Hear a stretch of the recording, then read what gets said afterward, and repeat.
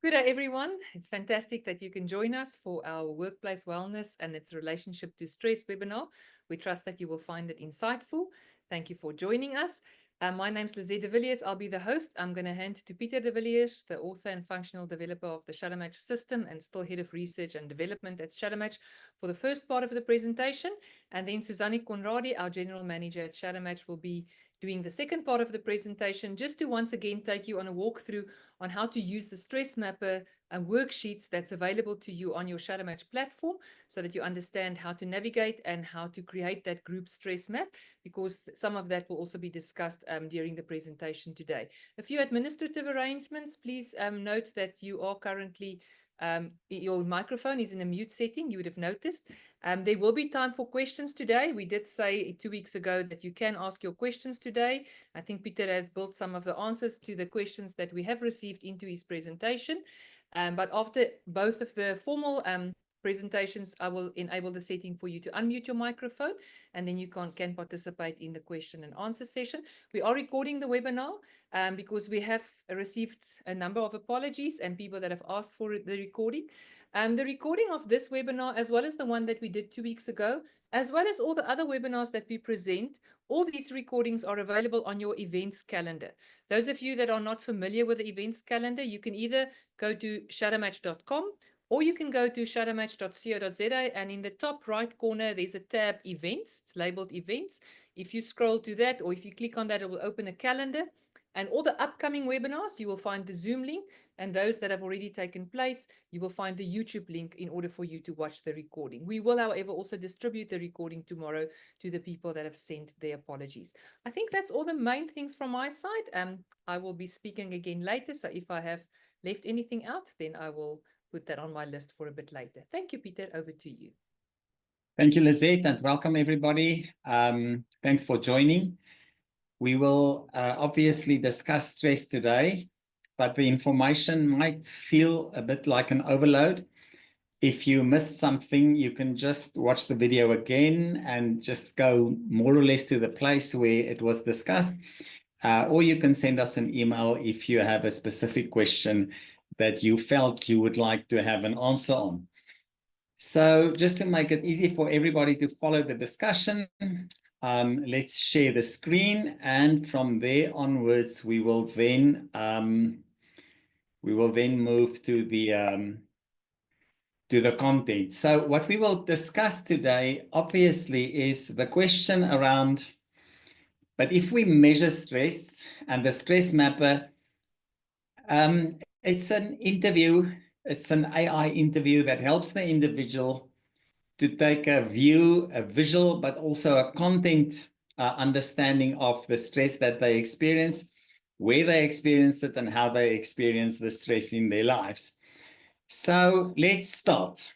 The first thing that we need to say or share with one another is the fact that zero stress does not exist. There's no such thing as zero stress. All the academics, well, most of them, 90% of them, even in the medical world, are convinced, and they are in sync with one another, that the idea of a zero stress life is just not, it does not exist. And they are relatively all in agreement with that.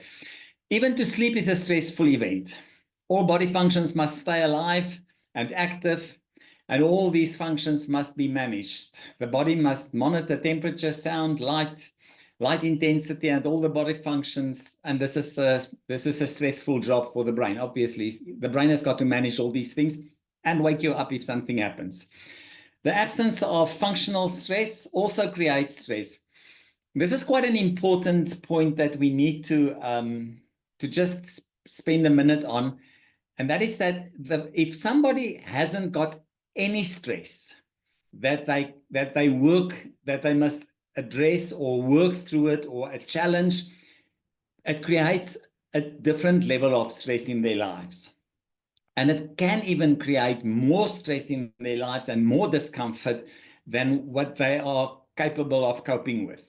So doing nothing for most people is very stressful. And this is where some of the stress we accumulates in our lives once people retire, for instance, is related to the fact that this loss of an urgency and the loss of meaning and the loss of challenges becomes a new point of stress in their lives. Very low levels of stress lead to a loss of energy, motivation, and a loss of a healthy sense of urgency to get things done and move forward. So what we have to say and what we have to understand is that a very low level of stress and demand on us is not good for us. It's just not good. It makes us feel a loss of meaning. It deprives us from our energy and our motivation. And eventually what happens is, if we stay in that state for too long, we can't get out.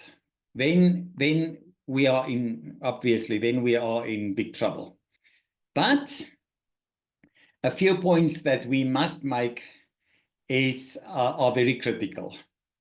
To worry about, this is what we now must do, dear participants, is we have to now, and I had to work a bit through this and get my mind around it and read the research and get everything in my understanding.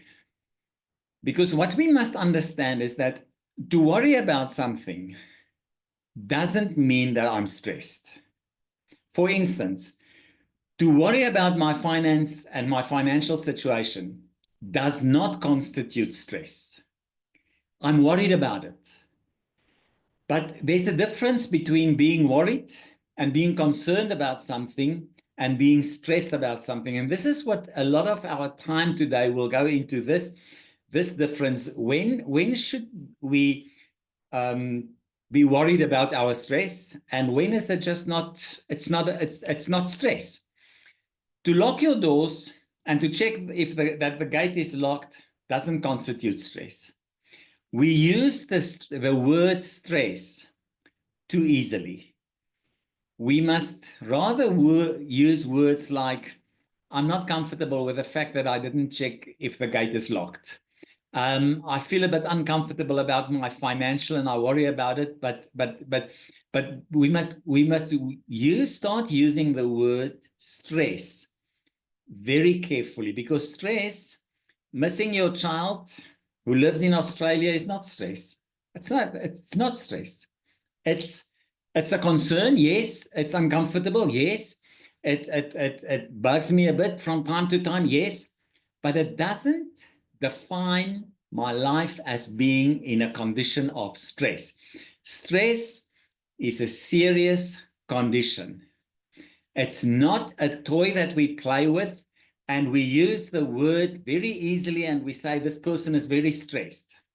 Just be careful and say, hold. Just hold.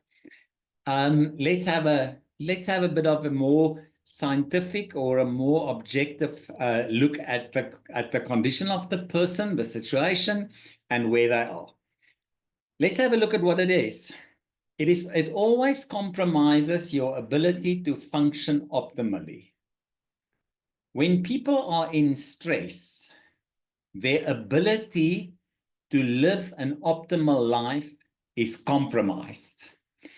And they feel it in their bodies.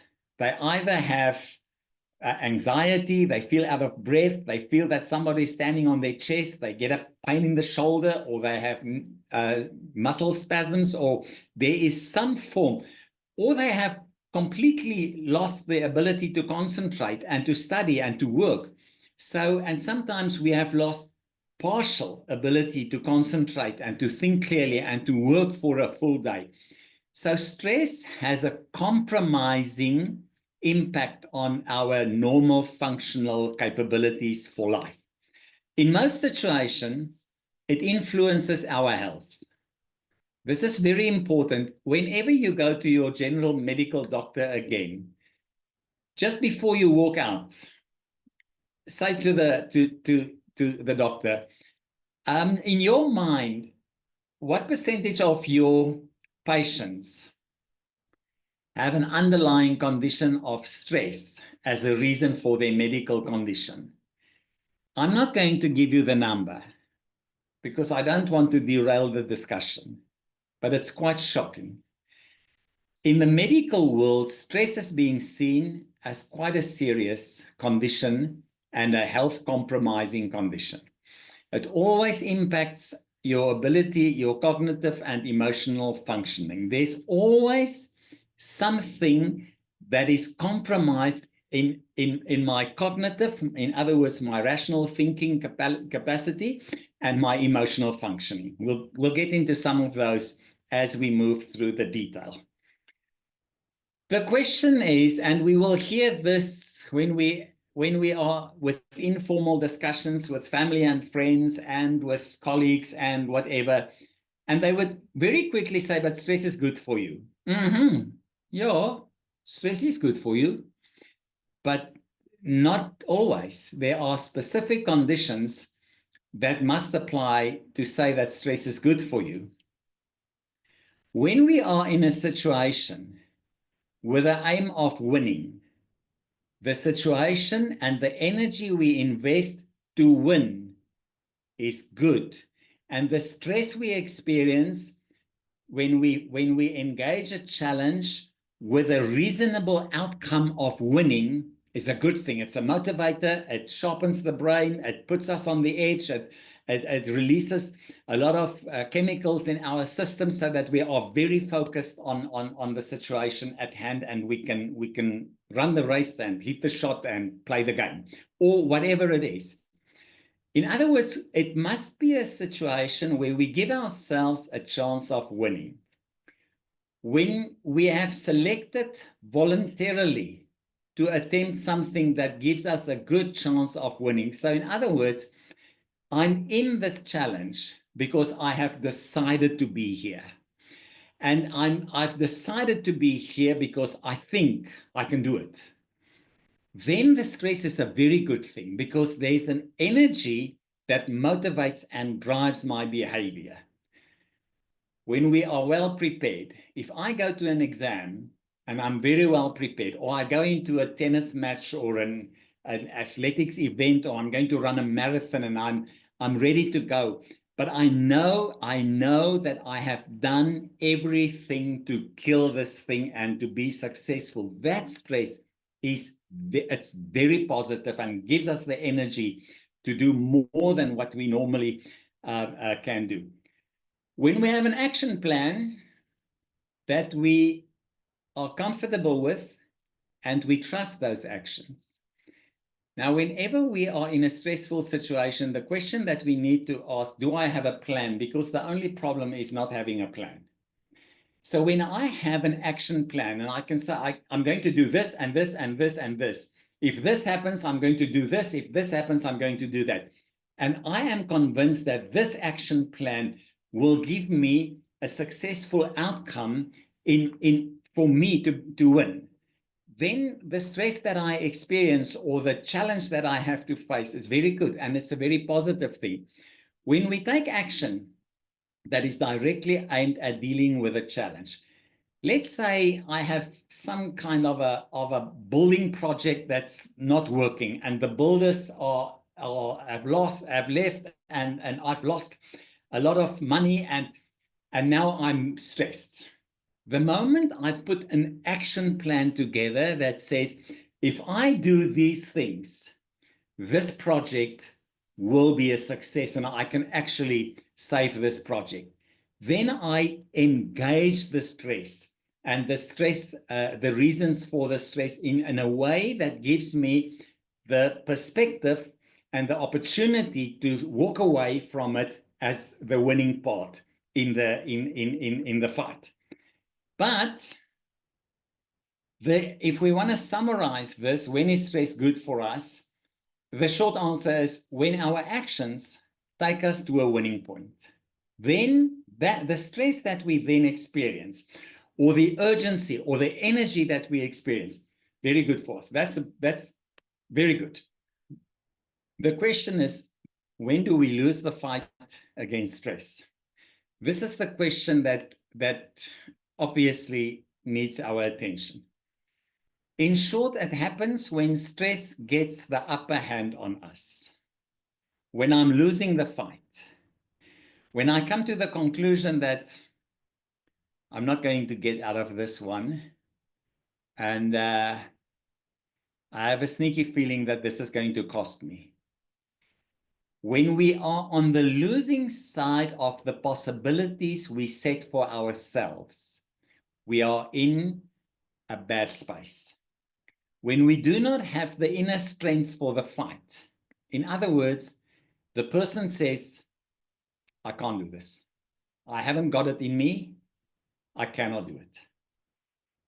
If we don't anticipate the possibility of a good outcome, if I am in a situation where I am trapped and the challenges stack up against me, and I get to the point where the conclusion is, in my own mind, I'm not going to win this fight, then it becomes a problem. Then we must say to one another, this is not a concern anymore. This is no longer, this is not somebody worrying about something. This is not somebody uncomfortable with a situation. This can now become a problem that we need to deal with. When we don't have an action plan, when somebody says, I'm in this situation, and for heaven's sake, I don't know what to do. What I know is this could cost me a lot. I might even lose whatever I have. And I don't know what to do. So this is when somebody faces an enemy with such a level of hostility that the individual says, I can't win this fight. When the stressor is beyond winning, we can't win the fight. That's just a repetition, but it's to emphasize the fact that this is where we see more darkness than light. When our inner strength to act is paralyzed or weakened to the point of no action. This is a huge problem, dear delegates. This is a huge problem. Because what happens if somebody becomes stressed is they experience a loss of energy to engage the problem. And that becomes a spiral. And the more they don't gather themselves and pull themselves together to act in against the challenges, the more they experience a loss of energy to do something. And this negative spiral ends up in somebody that has completely lost the ability to fight back and to make a plan and to act. So then it becomes obviously quite a serious situation. What helps us to deal with stress? Now, obviously, for those of you who have followed this discussion to this point, you can plot these points yourself. When we have a clear end point on our calendar, this is very important. If you work with somebody in the workplace, in your family, in your circle of friends, in your practice as a coach or as an human resource energy facilitator in the workplace, or an HR manager, or even a manager of a division of ops division, the moment somebody is in stress, and we can help the person to say, on the 30th of June, I will be out of it. We immediately releases a lot of positive energy for the person to work towards the 30th of June, and then to have the energy to say that I can get out of this as at least winning what can be won. An end date is absolutely critical. This is the point where we will be out of the turmoil, the pain, and the danger. This and it's actually a good starting point. It's to ask somebody in distress and that is stressed is, what must happen and by when must it happen for you to experience that you are out of this? And this is a critical point, and to make notes of this and to then help the individual plan an action plan, so that if they do these things between now and the end of June, they will be out of it. So that releases positive energy in our lives so that we can engage the stress, the reasons for the stress, and do what is necessary to break it down. When we engage the stressor with a winning outcome in mind, when we experience micro actions of winning, this is probably as important as point number one, and that is that between now and the end of June, there must be a series of action plans that I will take every day. I will do something every day that gives me a sense of making progress and winning, even on a micro level. So we must put these action plans as micro actions in place so that the process keeps on moving and I experience continuous results of success and winning. We do small things to improve our position in relation to the stressor. So I do a lot of things. These things are small, but they stack up so that eventually at the end of June, I'm out of it and I've won. When we have a positive escape, this is not a bad idea.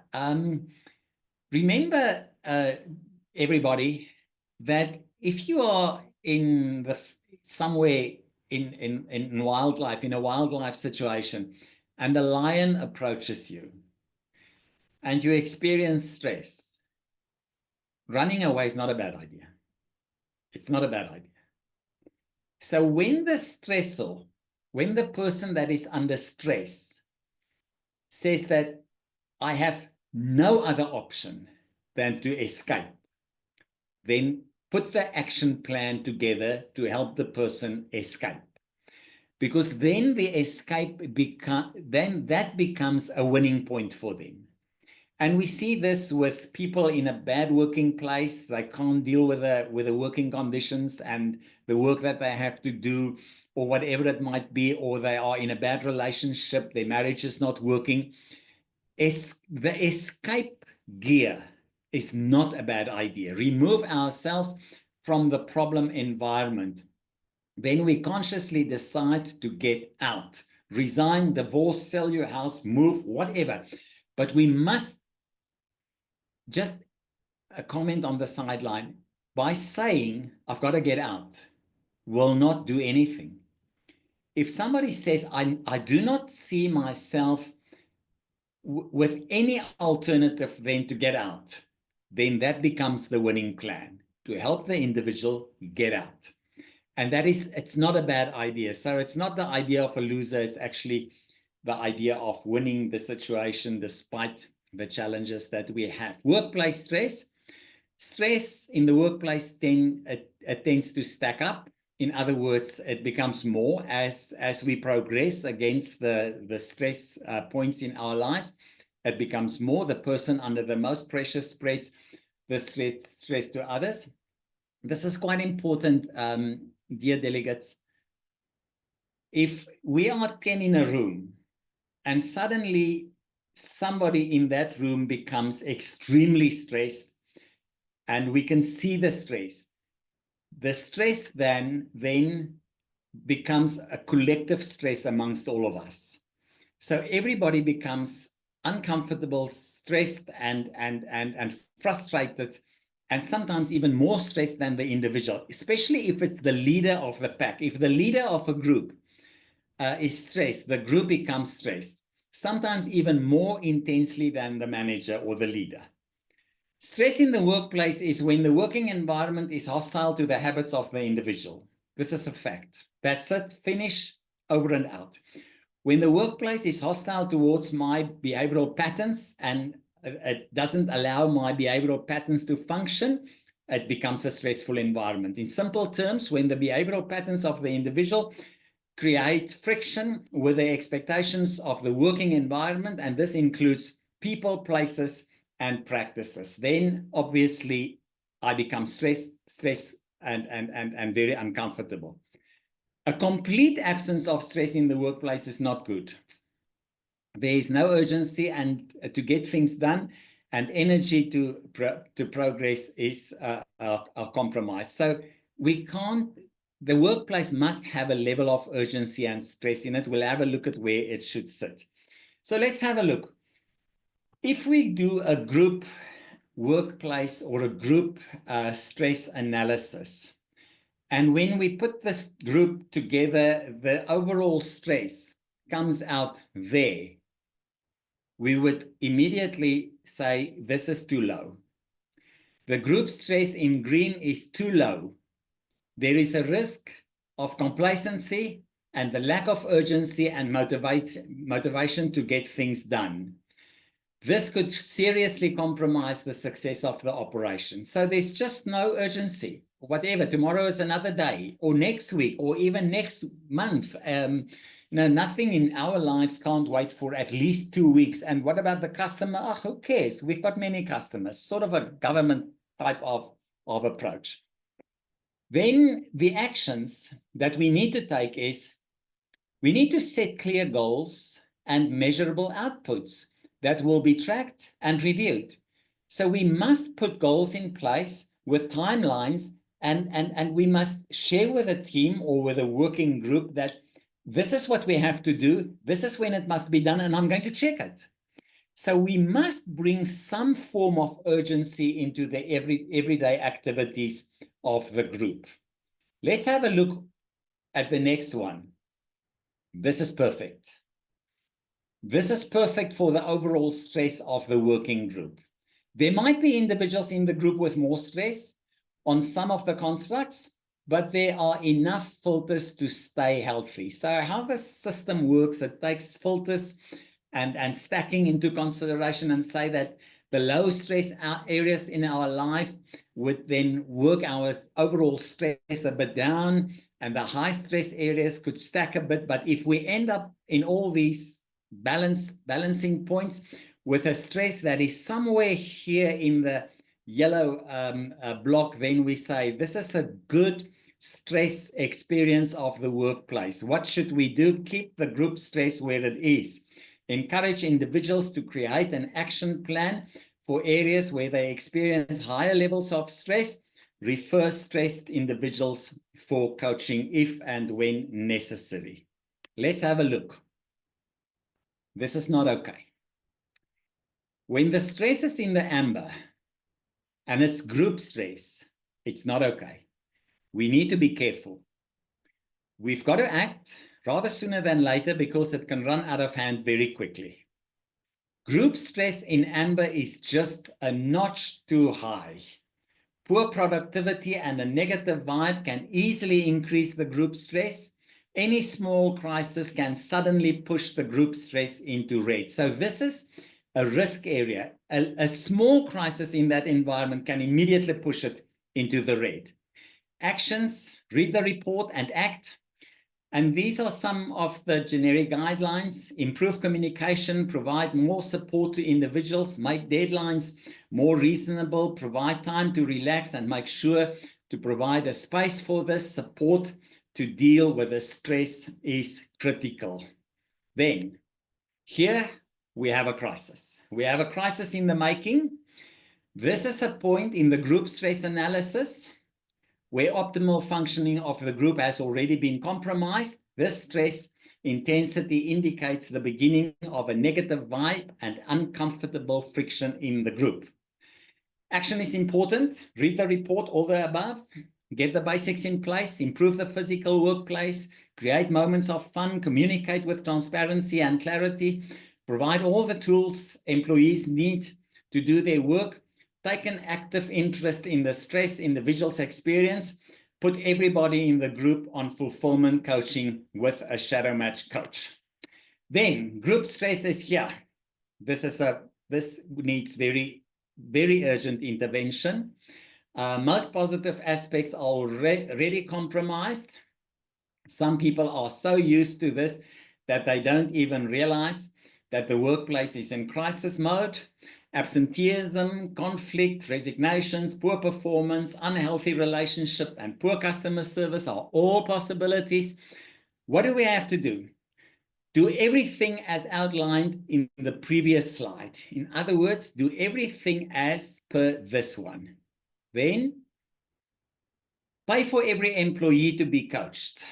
This might sound like it's going to cost a lot of money. well, the cost of this stress is much higher. The cost to the workplace of this level of stress, it's much more than what they will spend on coaching everybody in that environment. Leaders must go for executive coaching on leadership and people positive, and then let an outside professional present the group stress map to the team and announce the action plan. This is best facilitated by an outsider, because that outsider is not part of the collective stress experience in that specific working environment.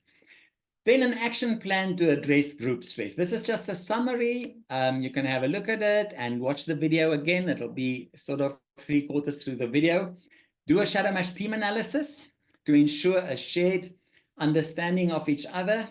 Let everybody in the team do a team inclination personal development plan with a shadow match coach. Help the team to allocate tasks according to their habits, to the habits of every individual in the subgroups in the team.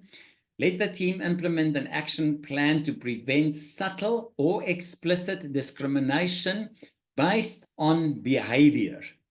Remember, people discriminate against each other because they do not like each other's behavioral patterns. And that we must work to get that down and to teach everybody that the differences we have in our behavioral patterns is actually more positive than negative. Then let everybody in the team share with all the other team members how they will use their strongest habits to improve team functioning. So this is a discussion where I would say to the team, these are my strong habits, and this is the way I will use it in the best interest of the team. If the manager doesn't function in the people's or the anchor group of the shadow match team analysis based on their habits, let them do the people positive altruism, team inclination, or conflict handling PDP. So the manager can play a critical and a pivotal role to facilitate the working environment, to move it to a much less stressful environment for the individual. And these personal development plans are all very, very good for the manager to do in this regard. With that, thank you very much. I will hand back to Lizette so that she can then, I don't know, Lizette or Suzanne, to just show you the system and how to optimally manage the process of navigating the system. Thank you very much, Lizette and Suzanne. Great, thank you, Peter. I'm going to hand to Suzanne. You are welcome to post your questions in the chat if you have questions at this point. We will, after Suzanne's presentation, allow for live questions. Thank you, Peter. And then Suzanne, with no further ado, let's hand to you. Okay. Thank you, Lizette. Good day, everyone. It's great to have you with us. Thank you, Peter, for that insightful introduction. And I'm glad we grouped the session like this, that you can see what goes into the research, what goes into understanding the mechanisms of stress. It's not something as simple as a straight line thing. It's really understanding how it operates in daily lives of individuals in organization. So the good news is all of this is in the system. Everything that the way stress manifests is part of the research, is part of how the mapping works. And then the great news for you is the usage on the system. We made it very easy for you to say, okay, where do I click to find one to get that information to really understand this element in your organization? So if I log into the system, you'll see Stress Mapper is now added to your products. So what I mean by this is on the system, you will see a range of filters here. So in this scenario, I'm logged in as a system administrator, currently using Shadow Match, and now I can use Stress Mapper as well. And what the filter allows me to do is it allows me to zone in on a specific application. So this session obviously goes about Stress Mapper. So what I'm doing is I'm clicking on Stress Mapper, and now you'll see the system switch to say, okay, we're zoning in on Stress Mapper. So all of the actions and the things that I can find on the system will automatically link to Stress Mapper. including the number of individual results that I have here. So here we'll see, okay, how many individuals are in my file. This would be all of the results together. But this here would show me, okay, stress mapper wise, how much of the data have I already gathered. Now, how do I invite someone in my organization to complete the stress mapper worksheet? Is I go to any file, so any of the files I created for my specific roles in the organization. Now, this is something you create according to your organogram, that it should reflect the roles in your organization as they are. I go into any of the files and then I click on send worksheet invites either here or in my left menu on this tab here. It takes me to the same screen. If I go to the screen, I can now either invite individuals to complete the stress mapper worksheet, or if I'm doing this in bulk, I can add a bulk sheet here to say, please send this to 300 individuals at the same time. Obviously, you can decide where bulk starts for you. The individual option looks like this, where I simply then add the name, surname, and email address of the individual. Now, because I've selected the stress mapper filter at the start of my journey on the system, you see it automatically now ticked stress mapper as the worksheet. So now the system said, okay, working in stress mapper, you probably want to send a stress mapper worksheet invitation. So it automatically ticked this. But as always, this is customizable. You can select any variation, any options that you would like to send out. In our demo today, we're obviously sending out a stress mapper worksheet invitation. I send this and I put in the details and I click submit. Now what happens on the other side is the individual receives an email telling them the organization has invited them to complete the stress mapper worksheet. The button, however, guides them to say, remember, the organization will not have access to your personal stress mapper data. It can only be used in a group analysis anonymously. The reason we designed it like this is because it's such a personal construct. The stress is really something personal to an individual. We position this as a personal resource. So on the personal portal of an individual, and the individual themselves will immediately have access to their own stress map, that they can understand their stress and do all of the action plans as Peter explained in the introduction. But the organization gets access to the data to use in combination with other individuals to understand stress holistically in the organization, but not zoning in on individuals' personal stress. Now, what I mean by this is look at what my data looks like. Let me just move my Zoom screen. There we go. So if I go to my list of individuals here in admin, I can now see everybody that has completed the stress mapper worksheet. Will under the stress mapper tab here, I can see, okay, the individuals that do not have a cross there would have the stress mapper results here, and now I can do something with this. If I now want to create a group stress map to understand the stress of individuals, I can simply select them. So I can do this across different entities, or across different files. So they don't all have to work in admin. I can do this as team leads across my organization, or all of the managers across my organization. Whatever your reasoning with grouping of individuals are, you can select them across all of your files. And you see what happened the moment I clicked on the select box, they were automatically added to my marked individuals box here in my left main menu. So I do this, I select everybody that I want to include in the stress map across my entire organization, or maybe in one file, whatever your reasoning is. And then once you have everybody, you simply click on your actions button, and then you do this to say add to group stress map. Now this button this page would open, and it gives you two options to say, is this a new group you would like to create, or do you want to add this to an existing stress map group? So the system will automatically show you your list of existing stress map groups that you have created previously. So you can obviously select one and add it there if that is what you want to do. For today's demo, let's create a new one, and we call this our admin group. Let's just put in B here because I've already done admin, our admin group, and now I can create. And if I click this option, I'm telling the system, great, that's all I want to do with the selected individuals. You can unmark them and take them out of that marked individuals box. So I say create and unmark. Now, all of those individuals, I couldn't see their individual stress maps, but now once they're combined, I can see the group data. So it looks something like this. And this is then the interactive result or report that I can work with. And this is what you would see in Peter's slide, which shows the overall stress position for this group of individuals, but then obviously all of the segments measured by the stress mapper worksheet. So all of the segments, and I can jump to that section on the interactive on the report and see what is the feedback for this specific group. I'm working in a demo side, that's why the result is grayed out. On your side, you will obviously see the content of the specific individuals you're working with. Now that's creating a stress group or adding individuals to that stress group. Where do I find my stress groups? Here at the top, this icon here, and you see it's nice and interactive. If I hover over it, it says show group stress maps. So here I will find all of the stress maps that I have access to or have created to in my organization.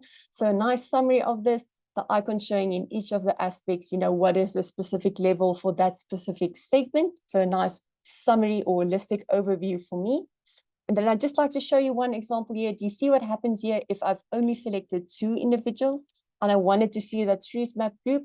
The system is going to guide me to say, remember, you need at least 5 individuals to create that stress map group. Obviously, it can be many more than 5. 5 is just the minimum. You can put all 300 individuals in your organization in one stress map group if you want to do that analysis, but the system is just protecting the personal stress information of the individual. So that's why the minimum is at least 5. Okay, do you see it's quite easy just to engage with the mechanisms on the system. So please click around and feel free. Remember, the experience of the individual will be they automatically receive their own stress map on their personal portal. But don't get afraid if you say, listen, I sent out the worksheet invitation. Why am I not seeing the result? Because that's obviously your experience as a Shadowmatch user up until now. Remember that only once you've combined results, you will see the results like this. Just the last thing before we go to the questions is you'll remember Lizette referred to where you can find recordings. So you can either access this on your login screen of the system. So on shadowmatch.coza or shadowmatch.us, wherever you're using it in the world, you'll see there's an events tab there, and this would take you to our events calendar. And there you will see all of the sessions, so the upcoming sessions. And if it's a session that already happened, like the session of the 12th of March, if you go back to that box, you'll see it now automatically has a link to the YouTube recording of that. You're welcome to play around on the calendar and see if there's anything that catches your eye or that you would like to revisit. Obviously, for upcoming sessions, you would find the link to join. So the link to join an upcoming webinar will be on that session there. So you're welcome to, before webinar, go to this events tab and you'll find the link easy access. And then recordings of the previous ones. You can also find this on the information website, shadowmatch.com, and there's also events tab there that'll take you to the same place. Okay, thanks, Lizette. That's all from me. Welcome to open the floor for questions. Great, thank you, Suzanne. Before I open the floor for questions, just one last comment.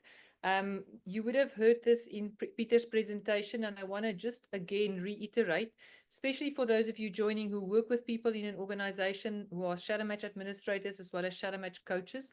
We have received questions from people saying, but an individual approached me and said, but this stress map definitely doesn't measure my stress accurately because it's just too low. Please keep in mind, dear delegates, as Peter said, the stress map doesn't map your worries or your frustrations or your concerns. It maps your stress, and stress is a serious condition. So when people approach you, even though you don't have their results, they might approach you with their report and ask you, but let me help me read through this and interpret this. Remember, that measures your stress, not your normal day-to-day frustrations and your worries and your concerns. So people think and people expect sometimes that it should all be in the red. If it's all in the red, then you are in serious trouble because then you are stressed to the point of collapsing. So I think that's an important comment that you must take from Peter's presentation. And I wanted to just once again highlight that so that you understand in perspective, see the results in perspective. Now I'm going to open the floor for questions. If it's okay with everybody, I am going to continue the recording because this is learning for everyone. If you're not comfortable to ask your question live, please use the chat, and then I will or Suzanne will present your question, and then we'll get an answer so that this recording really has the purpose of learning for everybody listening to the recording after today's live session. So if you give me a moment, and as always, you're welcome to just switch on your video. If you're not comfortable to switch on your video, raise your virtual hand, or you can just unmute your microphone and start speaking. I'll keep an eye on the screen and just help to coordinate everything. Give me one moment.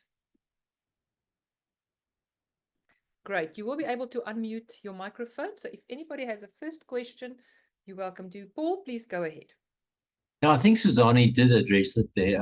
Unlike Shadow Match, I suppose you don't want everyone in the same functional area for 8 months. You could do a stress test in the engineering department or across the whole country. So I presume the rules are not okay.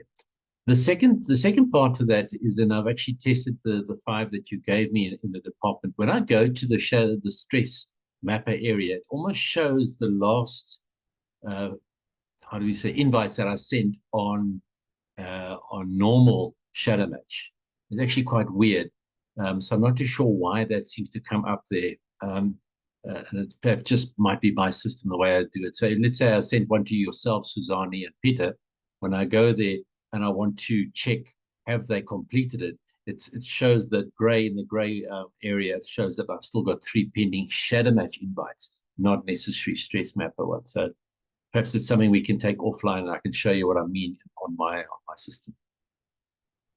Great, thanks, Paul. Maybe you can just send us a screenshot. I'm sure there's methods to that. Then we can just help you understand. But if it's not supposed to be like that, then we can just check with our dev team and see that we can fix it. I doubt that, but please just send us a screenshot with a little bit of an explanation. Thank you. Thanks for the question. Yes, let's hear a next question. I don't. Suzani, you can help check whether you see any hands or any. There's Portia. You're welcome. I saw a hand, Portia Sikola. You're welcome to unmute your microphone and go ahead. Maybe that was not a hand. Beverly, you raised a hand. You can go ahead.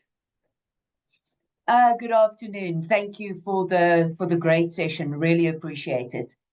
So let's say we have a group of people, and in that group of people we have a few people that are moderately stressed, and take a group of 5. 3 people moderately stressed, 2 very highly stressed. How, without knowing about each individual stress level, how do we help people cope better when we just know the results of a group and not results of individuals? So for me, I mean, I've used Shadow Match. We've been using Skills Grid. It is exceptionally helpful in terms of understanding how people will behave in a particular context, given, people, how they will behave in particular situations. So my question is, if we don't know individuals' results, how do we manage effectively just having a general overview of a group? Sorry, long question to get to the specifics. Thanks, Beverly. Peter, do you want to go ahead? Beverly, there are more than one way of doing it. I just want to explain something that's quite important, and that is that the Stress Mapper collective result takes a few basic principles into consideration. For instance, that people on a higher stress would create stress in the group, and whilst people on a lower stress level will not relax the group. So we find this weird situation that if I start working at a place and there's a high level of stress and I'm very relaxed, but I don't do anything to address the stress from an authoritative position, my relaxed state doesn't bring the collective stress really down. It might, on a short term, but make it a bit different, but not really. It hasn't got a huge effect. So what I suggest is to take the group and to say, let's talk about the collective stress of the group. Let's say it's 10 or 12 or 15 people. We put them in a room and we have a discussion about the collective stress of the group. And then remember, Beverly, if the group stress is, let's say the overall stress is in an amber state, it means that there are people in red and there are people in yellow. So you have people above that state and people below that, because that is sort of an index of average, or an index of an influenced average. So then I would suggest take the group into a discussion point and say to them, this is the stress that we have as a group, as a collective of 12 people. Remember, some of us must be higher than this point, and some of us will be slightly lower than this point. But I want to invite you. These are the actions that we can help you with. These are the action plans. But I cannot see your results unless you share it with me, and I have an opportunity to engage with you in a discussion. The reason for this is we build trust in the employee's mind that this sensitive information is not available to everybody. That's the first thing we do. In other words, we have a building block for their trust in the credibility of the fact that their private information is not being shared to anybody. And then when people come with a discussion, they must read their report, and then we start putting an action plan for them together, either via the process of coaching, or refer them to a coach, or we just sit with them and do a little bit of counseling and work through it. But it's an invitation based on the collective stress analysis that we've done around the group, and then individuals must obviously then decide on the invitation or not. What we have found in some of the test environments is that people are willing to come forward. They are willing to say, I'm stressed in my financial situation, or in my personal operations, or in whatever it might be. Can I discuss, and can we work with an action plan? What we must share with them is we put an action plan together to deal with a challenge. If we say we're going to discuss it, we can discuss the moon landing as well. Nothing will change. Great, Sorry, thanks. so if I can just confirm then, I mean, if people in the company did the stress tests, and we then got the result in terms of the groups, and we mixed and matched, and we saw managers, investigators, etc. Effectively, we really wouldn't be able to do much corrective action knowing this general information. In reality, we need the coaching interventions that you were speaking about. Would that be accurate or not? No, this is sorry, Lisette. Let me just handle this quickly. Beverly, no. What we can do, if you read the report on the collective stress of the group, you'll see that the report gives in each one of those constructs guidelines for the employer or for the group facilitator to help them with a basic action plan or activity to address the collective stress of the group. Let me give you an example. Let's say we have in the collective group finance as the highest stress. And just for everybody who's interested, it seems like finance is collectively, we've done an analysis on 200 people just randomly to see what the data shows us. It shows that finance is probably the collective highest stressor in our community. But let's take that as an example. Now, as an employer or a facilitator of HR or whatever, I see that my people, the most stress that the collective graph shows is related to finance. Then I present a workshop and I do a collective thing, and I say to them, we see that in the collective stress of our business, finance is a challenge. Let's have a workshop to help you understand how to optimally use your money, spend your money, save your money, and work with your cash flow as a person to address this. If it's a home thing, my conditions at home is not optimal, and it comes out as a collective thing, then we start with a very short, sort of a 1 hour, 1.5 hour workshop to help the people understand what can be done to make their living conditions back at home better. And then during all those sessions, keep on inviting them and say, but we can also help you to address personal stress areas in your lives. So it's a continuous invitation for them to come forward and ask for help. We can't do it the other way around.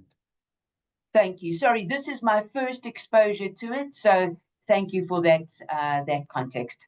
Much appreciated. Thanks for the question. Great, thanks, Beverly. I'll give Christine a chance in a moment. Christine, just will hang 10. Remember, dear delegates, that the group stress map is a good departure point.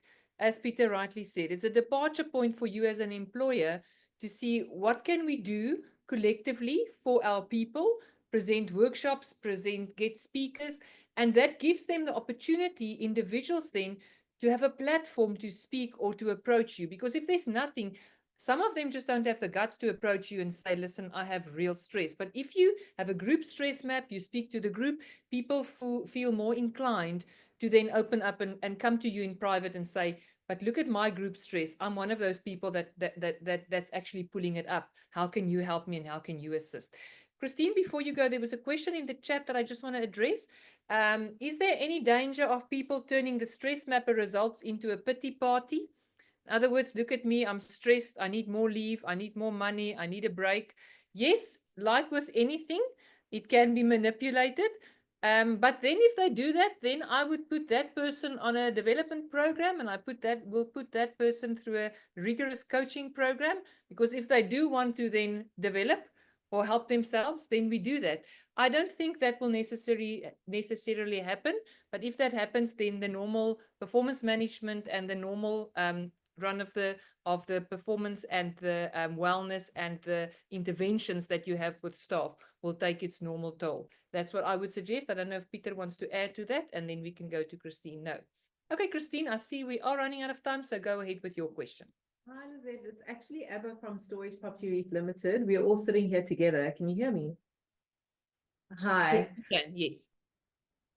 So my question, I thought it was quite interesting that Peter mentioned that the collective stress of the group is rather more heavily influenced by leaders or managers in the team rather than anybody else in the team. Would it then be more effective to run the assessment with using leaders and or managers rather than the team as a whole? And in that way, you can get a gauge and understanding of the stress within the team.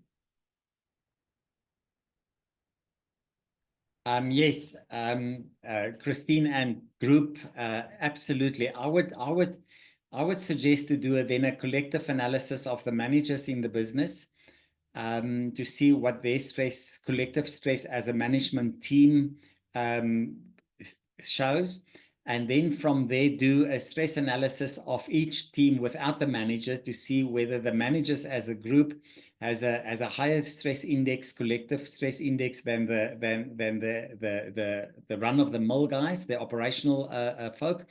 And then have a discussion around that. But that is a very clever way of slicing. And this is why we have built the system so that you can slice specific groups into stress analysis groups and understand where in the company. Let's say, for instance, a very good example would be, I have different branches all over the country, and the Kimberley branch and the Durban and the Cape Town branch. We can start to compare these stress indexes of these branches with one another and then intervene where there is really a high index of stress. But your idea to take the managers out, do them separately, it's a great idea. You can even split an office into subgroups and have a look at the analysis of that. I just want to warn everybody, be very careful not to split a department or a division into male and female, because that will give you a bit of a slanted picture of the environment. Just hold them together as on a gender basis.